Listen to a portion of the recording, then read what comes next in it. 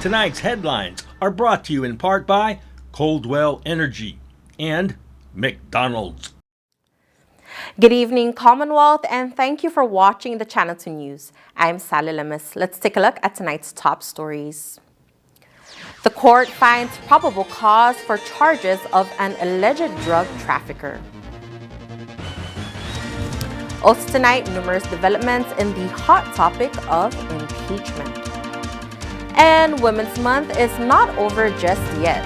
We have more. In sports, one runner defends her title. Stay with us. We have these stories and more next.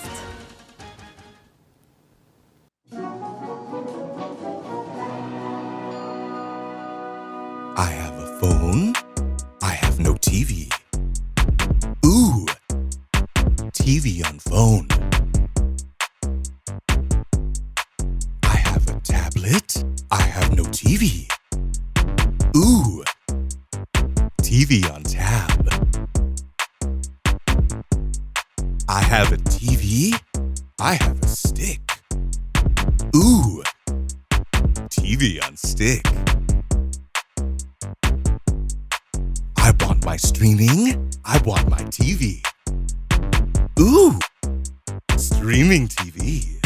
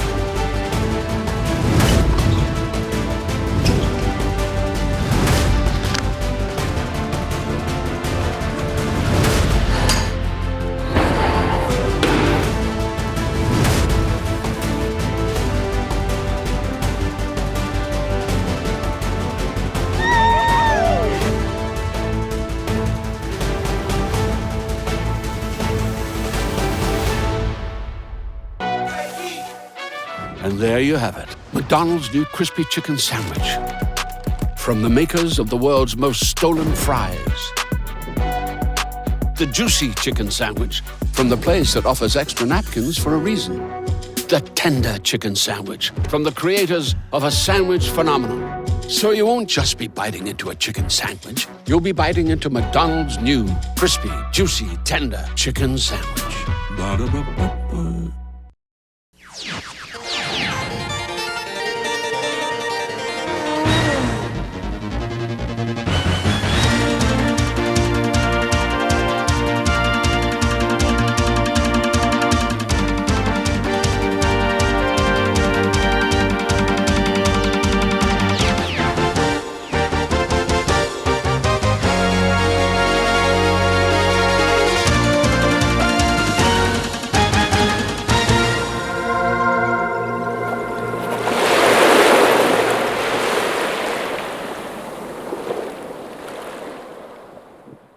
Half a day to the Wami and good evening, Commonwealth. Today is Wednesday, March 30, 2022.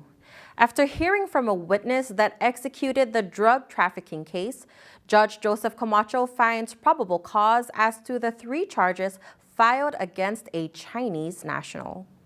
40-year-old Yuzhu Zhang appeared in the courtroom this morning of Associate Judge Joseph Camacho for a preliminary hearing. Customs Officer McKnox Mabel was called to the stand to testify under oath what transpired the day of Zhang's arrest. Mabel explained that after the Drug Enforcement Task Force executed a routine inspection and surveillance operation, Zhang was arrested after he picked up a package that contained approximately 4.8 pounds of crystal methamphetamine, which is a strong indication of possible drug trafficking. Zhang was then taken into questioning. Through a Chinese interpreter, the defendant stated that he was paid $100 by an unknown individual who he had never met in his life to pick up the package at the CCC post office in Garapan and deliver it to the McDonald's parking lot in Beach Road. Officers impounded and searched the defendant's car, finding 19 clear baggies that contained meth. The total weight of meth found was approximately 26.3 grams. Officers also found more than $4,000, comprising of mostly $20 bills. Officer Mabel states smaller bills and a big sum of money is a strong indication of several drug transactions. Judge Joseph Camacho found probable cause to all 3 charges filed against Zhang. Earlier this week, the Attorney General's office released information on the possible jail time based on the charges. According to the Sinamay Constitution, importation of a controlled substance is punishable to not less than 25 years without the possibility of probation, parole, or suspension of a sentence. As for trafficking of a controlled substance, imprisonment term may be sentenced to not more than a life term with a fine of $20,000. Zhang's 3rd charge of illegal possession of a controlled substance is punishable to up to 25 years imprisonment and a fine of not more than $10,000. Zhang's arraignment is scheduled for April 4th. The court has granted a mental evaluation on a local male who is being accused of sexual assault before proceeding forward with the case. Assistant Public Defender Vina Salam filed a motion for competency examination for sexual assault defendant Edwin Santos Sablan. Sablan appeared in court this morning before Judge Wesley Bogdan for a preliminary hearing, but after his Chamorro translator explained that Sablan did not understand what she was trying to say, Salam requested an evaluation to be conducted. Chief Prosecutor Chester Hines had no objections to the motion. Sablan was remanded back to the Department of Corrections. Sablan, 40 years of age, is being charged with sexual assault in the 1st degree, attempted sexual assault in the 1st degree, incest, and disturbing the peace. Another bump in the impeachment proceedings. The last appointed representative rejects the position of House prosecutor for the governor's trial, standing firm on the House's choice to have a prosecutorial team. Representative Karina Magofnia states she is unable to accept or decline the appointment of Senate President Jude Hofschneider as the House impeachment prosecutor. The announcement was made this afternoon in a press conference, just a few hours before the Senate deadline to file an appearance.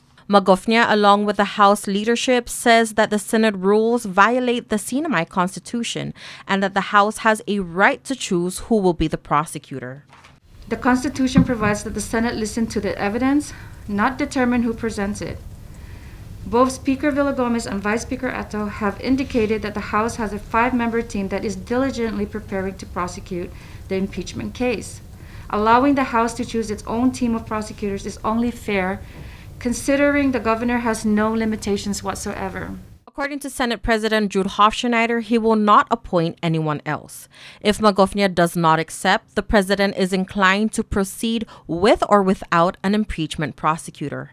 House members say if the Senate does proceed without an impeachment prosecutor, it will be an unfair trial. If the Senate proceeds with the trial without House prosecutors, it would be a travesty of justice. And there could be no pretense anymore at that point that there will be a fair trial. That's really all I can say about that. It would be a shame, and it would be a grave injustice to the people of this Commonwealth if the Senate were to forego a trial and not come. What we're appealing to the Senate to consider is to come to the table in the spirit of compromise. The House is pleading to meet in the middle. We're asking for a team appointed by the Speaker that has been preparing for months now, preparing for trial. Allow them to go to trial. We are ready. This team is ready. And this team will represent the House diligently and do their jobs, and let the Senate, the members of the Senate come to their own judgments once they have had a chance to review the record, hear all the arguments, and give the House a fair chance to make its case. As of press time, no statement has been released from the Senate on this decision. Another interesting development in the impeachment proceedings, Governor Torres files a motion to dismiss the articles of impeachment filed against him, and he accuses Representative Tina Sablan of breaking Commonwealth law. Governor Ralph Delon Guerrero Torres is moving for dismissal of the articles of impeachment brought against him due to several constitutional violations, breach of due process, and the House of Representatives' failure to comply with statutory laws and House rules applicable to it and its members. Through his legal counsel, Attorney Anthony Uggin, the governor formally submitted his case to the Senate on Monday. The 82-page document lists down a number of House rules that both the Special Impeachment Committee and the JGO Committee has violated. The document also states that Sablan allegedly has a personal and financial interest in the impeachment of Governor Torres due to her gubernatorial candidacy in the upcoming election. The governor's supporting evidence that Sablan seeks to eliminate Torres as a candidate includes her active participation and voting in the JGO hearings, Special House Committee, and full House for the Torres impeachment. Sablan is also being accused of generating free media publicity for her campaign platform through quote-unquote stage drama. Sablan's alleged financial interest in the impeachment is the increased salary she may receive if elected as governor. Uggin states if the Senate decides to receive testimony and additional evidence before ruling on the dismissal motion, then his client, Governor Torres, is prepared to do so. The impeachment prosecutor is allowed to present a rebuttal during the hearing for oral arguments on the motion. Only then can the Senate fully entertain the motion and render a decision. The Congresswoman addressed the ethical issue of her involvement this afternoon and says she was only doing her job as a legislator. Before proceeding on after her decision to run for governor, she also consulted with legal counsels to ensure it didn't bar her from participating. I consulted with multiple attorneys, our House counsel as well as outside counsel, and we reviewed House ethics rules as well as the ethics code to see if there was an impermissible conflict that would bar me from continuing to participate in that process. And the answer was no. I would also note that there is precedent for other legislators, other members of legislative bodies who are running for executive office, also voting in impeachment proceedings. The recent impeachments of President Trump are one example, right? So I am firm in my belief that I voted well within the ethics rules. I had a job to do, a constitutional responsibility, and I have done that job. All right, coming up, women in the Sinamay want to talk about other real issues in the community. Stay tuned.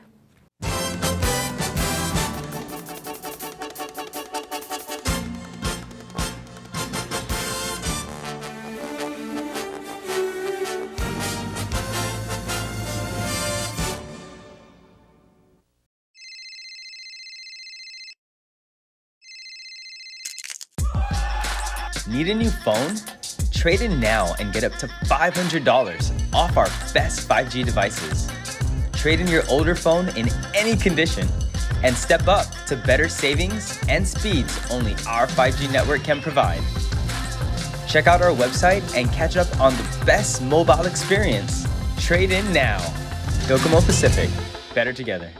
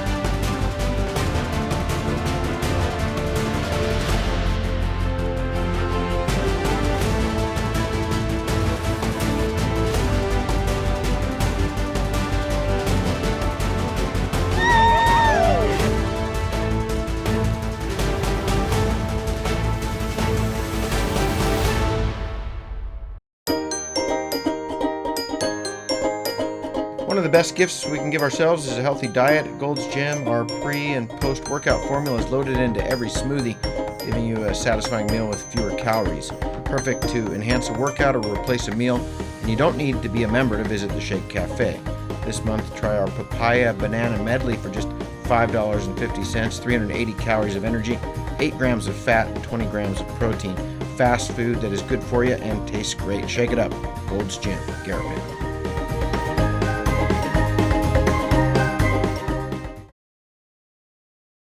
Welcome back to the Channel 2 News. Women from around the Sinamay gathered at the Pacific Islands Club on Tuesday, not just to empower each other, but to talk about some real issues. The 8th Annual Women's Summit was a day-long event where women discussed real and important issues that exist in our community. According to Board Chairwoman Cecilia Titano, panelists presented 3 main topics: women and peace, women and culture, and women and health.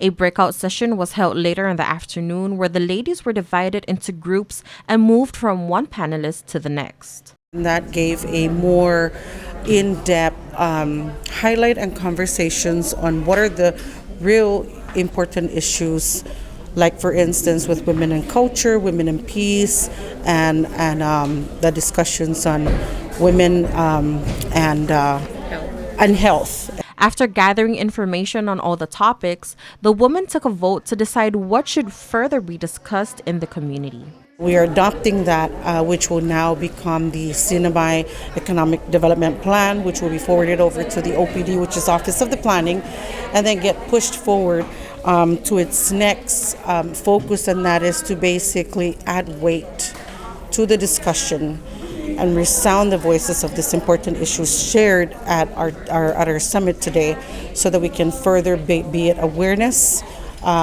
discussions and transparency on these issues, and public education. Sinamay Women Affairs Advisor Shirley Agomoro states that the turnout of the event was successful, with lots of positive engagements taking place. Agomoro would like to see more involvement in the future. Get involved, like what my quote said from Mother Teresa. She alone cannot make the change herself, but if she casts a stone, she would make that ripple effect. And I believe today we make that ripple effect. And when we bring out the awareness of Women's Month and women's history and the achievements of women, and if you compare history and today, we've made that change. We have more women in government, more women in the House and Senate than before. We made history, so we're progressing forward.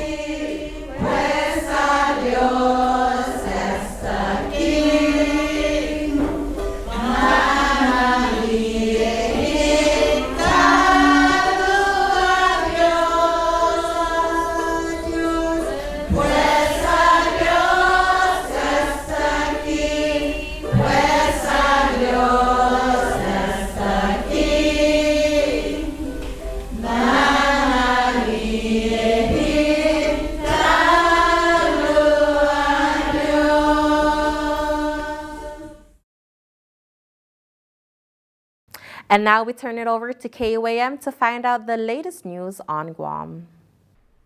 Hafaday Sinamay Guahusi Isaiah Uggan, and here's what's making news on Guam. In order to start several high-priority renovation projects, the port wants to shift around some of the $71 million it received from a revenue bond it floated several years ago. PAG General Manager Roy Respicio says they need the legislature's approval to do so and are seeking a sponsor. They drafted a sponsor for a drill they already drafted. Here's more. Port GM Respicio says senators previously authorized them to shift money around, but they're now finding that per-project spending limits are hampering their ability to prioritize. We're going to make our case very strongly, and we're going to ask them to remove those caps and allow us to move all these monies around, identifying the priorities set by the board, and doing everything through procurement. In effect, they've been robbing Peter to pay Paul. But bottom line is, with rising costs, they will eventually exhaust the $71 million in revenue bond money before completing all the work. But the biggest challenge of all is Hotel Wharf. You've heard us talk about that over the last 3 years and what we're going to do with that. The budget for Hotel Wharf was 24 million. We had one bid come in at $59 million. Respicio says there's no plan to ask for any general fund money from the senators or the governor. He says they're looking for federal grant funding and also leveraging Guam's strategic military location in asking DoD for help. We're telling them, don't build to capacity, build the port up to the capacity that meets their standards to be able to realize their operations. They might also seek to refund the current bond. We could, as an option, repackage everything and then go out to a bond. Again, our bond posture is significantly improved. Respicio says to do everything they want to, they'd need about $300 million, but he insists they don't plan to raise rates, at least for now. Governor Liu has made it very clear when she allocated the $15 million American Rescue Plan monies to the port. She made it clear that she did not want to see the port raise the tariffs for at least 2 fiscal years. For KOAM News, I'm Nestor Lecanto. Reporting for KUAM News, Guahusi Isaiah Uggan. All right, folks, don't go anywhere because we have sports up next.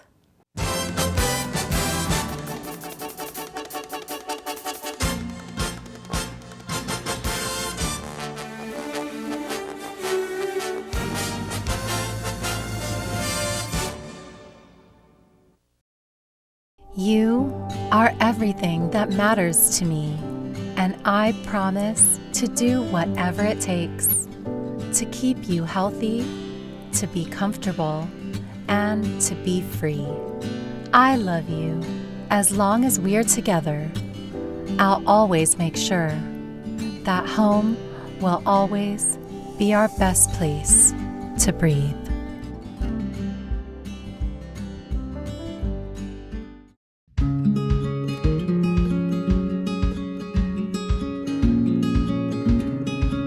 Green sea turtles and hawksbill turtles call the Mariana Islands home. They are an important part of the marine ecosystem. They are under threat, and they are protected under CNMI law. Keep plastic out of the ocean. Keep vehicles off the beach.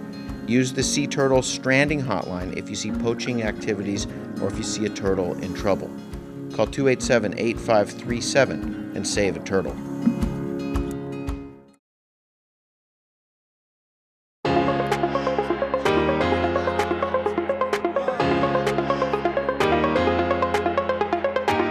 Hey, golfers, come north and practice your game at the Marianas Driving Range. New Year's local specials. 10-piece coupon books available for just $60.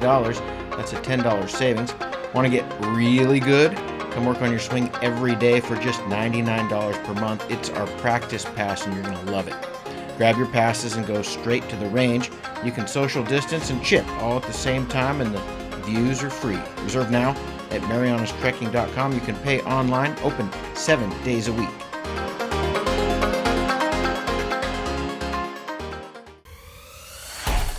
Tonight's sports brought to you in part by Tan Holdings through the Tan Su Lin Foundation, making communities a better place to live.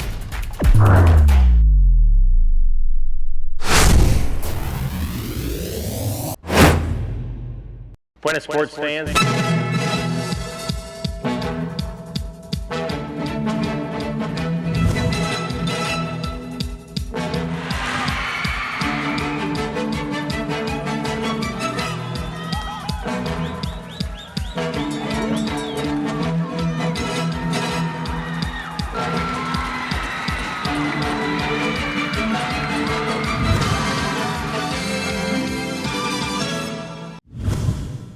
And for your KSPN Sports Report, break the bias. Athletes host a race to honor women all over the world and, of course, have some fun. Let's check it out.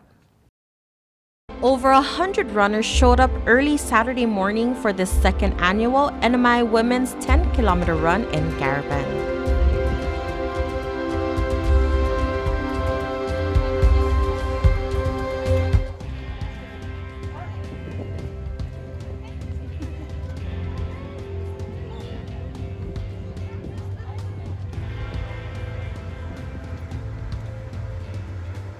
This event is organized and hosted by the Northern Marianas Athletics. The race mirrors the Saipan Marathon 10-kilometer course, which starts at the American Memorial Park beside the Hyatt, then heading south of Beach Road near the Oliai Center and back. Runners, to your mark! Go!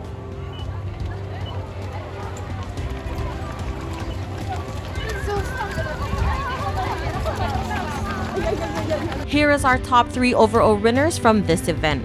Dr. Lily Muldoon defends her title by crossing the finish line in 43 minutes and 59 seconds. Dr. Muldoon is amused by the perfect weather and is delighted to see many women runners this morning. This was an incredible race this morning.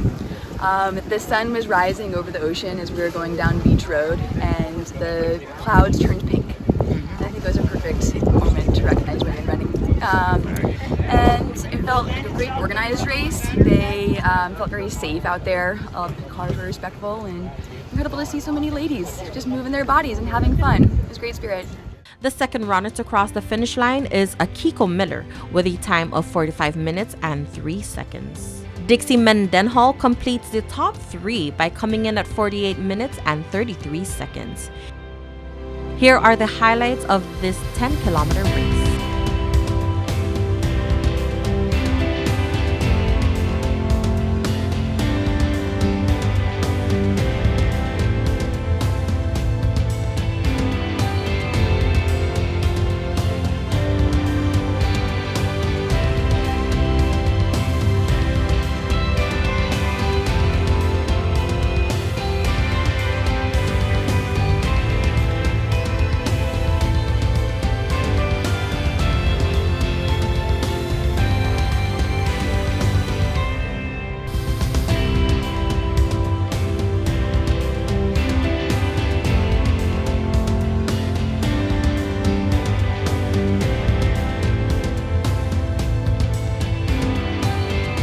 This is the second year that NMA hosted this event to celebrate Women's Month in the Sinamay and the International Women's Day around the globe. Northern Mass Athletics' second annual women's 10-kilometer race. This is an honor for all the women in our life. That's what we're hosting this event for. Thank you for all you women, and we love you guys so much. He is ecstatic with the turnout of this 10-kilometer race. So we have 107 registered participants, and we have 105 that showed up today. So it's a very highly successful event. So I believe it broke our numbers from last year. I think our numbers last year was 102. So yay, we broke it by 5 more runners today. Thank you women so much for participating with us. De La Cruz also appreciates all the people and organizations behind the success of this annual event. So on behalf of Northern Mass Athletics, we'd like to thank Hyatt Regency, we'd like to thank Mariana's Visitor Authority, we'd like to thank all the volunteers from Northern Mass Athletics, we'd like to thank our current core volunteers. We also would like to thank IT&E, we'd like to thank MARPAC, thank you guys so much. We also would like to thank the Department of Public Safety for all the safety you do for our race course. Thank you Saipan2, thank you Mariana's Variety, and everybody else that helped supported this race for this year. Thank you so much, Sinamay. Thank you to the women that ran today. This was for you, and we can't wait to see you guys next year. Break the bias. 1, 2, 3. Break the bias!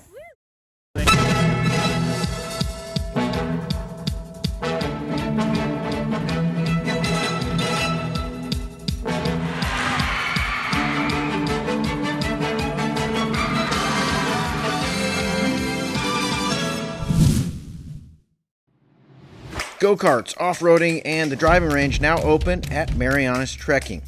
Go-kart track will be open Fridays, Saturdays, and Sundays with 50% off when you book online at marianastrekking.com, hours 4 p.m. to 7 p.m.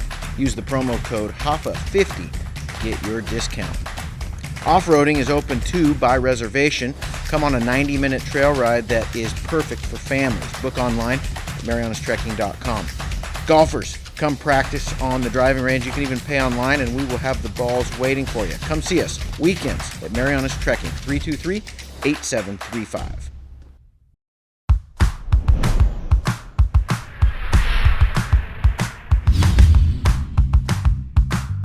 Hi, I'm Dre, one of the personal trainers here at Gold's Gym, and today we're going to go over the kettlebell deadlift.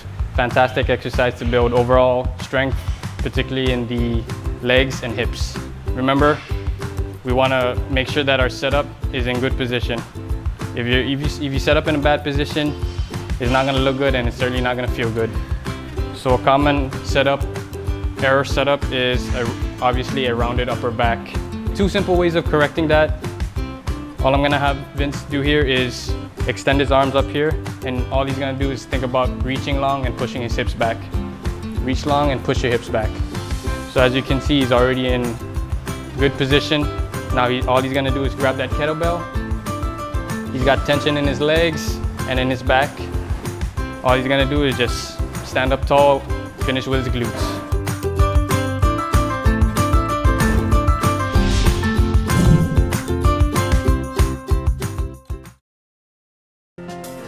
And the KSPN weather report, partly cloudy with isolated showers, east winds 20 to 25 miles per hour. Tonight it'll be partly cloudy with isolated showers, east winds 15 to 20 miles per hour. High 87, a low 76. Tomorrow partly cloudy with isolated showers, east winds 15 to 20 miles per hour. High 87, a low 76. The marine forecast, high surf advisory through Thursday afternoon, hazardous surf of 10 to 12 feet on east facing reef of the Marianas. Smallcraft advisory until 5 p.m. tomorrow. Fresh to strong trade winds and combined seas of 9 to 12 feet are expected through Thursday, producing hazardous conditions for smallcraft. The sunrise will be at 6:14 a.m., low tide at 12:58 p.m., the high tide at 7:02 a.m., and the sunset, you can catch that at 6:29 p.m.